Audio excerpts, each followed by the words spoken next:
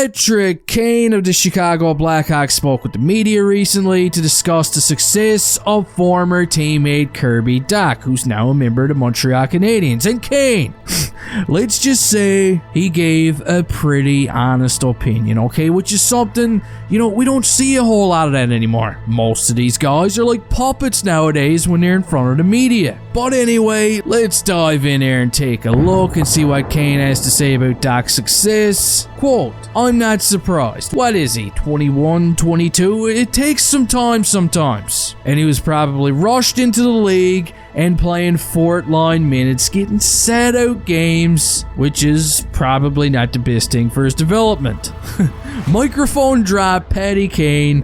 Wow, just poetic. He made some pretty good points. You see, Kirby Doc has definitely taken some pretty big steps in his development this season. I mean, last year for the Hawks, he mustered up 26 points in 70 games, and he was just receiving a lot of flack about the way he was playing. I saw complaints about his lack of physical play, and overall, it just seemed like it was a total disappointment, which is exactly why when he was initially traded to the Canadiens, I was a little skeptical. Okay, I liked Romanov, and these complaints were pretty concerning. But as of today, who's Romanov? Kirby Doc is the man. And the progress that he's made since becoming a Hab is it's phenomenal. He's great on the forecheck. He's been intimidating with the puck when he gets in the O-zone, and he's not afraid to throw hits, man. We see him throw a hit, a big one, at least once a game. And he's already boasting 35 points in just 53 games. Isn't that wild? Not only that, but every game he just seems to be getting better and better. And at $3.3 million over the next few seasons,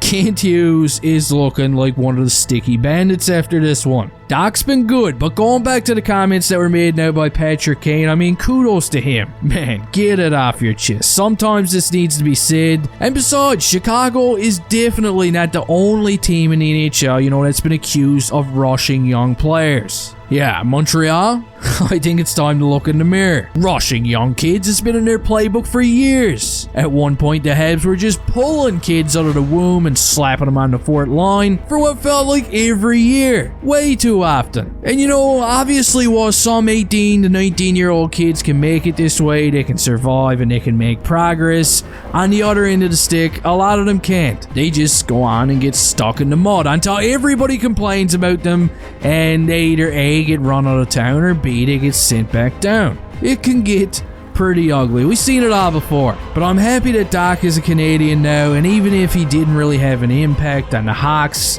as much as, what many had hoped for, it definitely seems like he's got the respect of a lot of his former teammates. Jonathan Taves has talked about him before in the past. Now Patty Kane is praising him up, and even throwing the organization under the bus as he's on his way out.